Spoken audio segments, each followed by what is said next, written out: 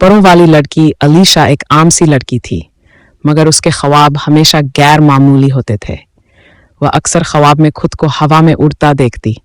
कभी वह बादलों में तैर रही होती, कभी किसी परिंदे की तरह फिजा में बुलंद हो रही होती। वह समझती थी कि यह सिर्फ ख्वाब है, लेकिन एक दिन सब कुछ बदल गया। अलीशा की 13वीं सालगिरह की रात वह अपनी खिड़की के पास बैठी चांद को देख रही थी। अचानक उसकी पीठ में एक अजीब सी सनसनाहट हुई। जैसे ही उसने आईने में देखा, उसकी आंखें हैरत से फैल गईं। उसकी पीठ पर 2 सुनहरे परों ने जम लिया था। पहले तो वह खौफजदा हो गई, मगर जैसे ही उसने उन्हें हिलाया, एक हल्की सी रोशनी फैल गई।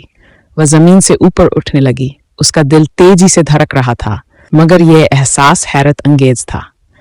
अलीशा ने धीरे धीरे परों को हरकत दी और अगले ही लम्हे वह खिड़की से बाहर निकलकर हवा में मुअल्लक थी। वह बादलों के बीच उड़ रही थी। ठंडी हवा उसके चेहरे से टकरा रही थी और नीचे शहर के जगमगाते चिराग एक ख्वाबनाक मंजर पेश कर रहे थे। अगली सुबह अलीशा की वालिदा ने उसके परों को देखा तो चौंक गई। वह घबराकर अपनी मां से सवाल करने लगी, मगर हैरत की बात यह थी कि उसकी मां खौफजदा नहीं थी, बल्कि उनकी आंखों में एक गहरा राज छुपा था।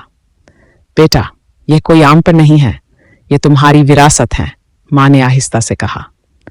अलीशा हैरत से मां को देखने लगी। विरासत? मगर कैसे? मां ने मुस्कुराकर कहा, यह तुम्हें तुम्हारी नानी से मिले हैं। तुम्हारे खून में जादू है और तुम्हें एक खास मकसद के लिए चुना गया है। अलीशा को मालूम हुआ कि वह एक खुफिया जादुई नस्ल से ताल्लुक रखती है, जो सदियों से इंसानों में पोशीदा थी। मगर अब जब उसके परों ने जाहिर होना शुरू किया था, उसे अपनी हकीकत को तस्लीम करना था और अपनी ताकतों को सीखना था। क्या अलीशा अपनी नई सलाहियतों को समझ पाएगी? क्या वह अपनी असल शनाख्त को कबूल करके दुनिया में कोई खास काम अंजाम दे सकेगी? ये तो अभी शुरुआत थी।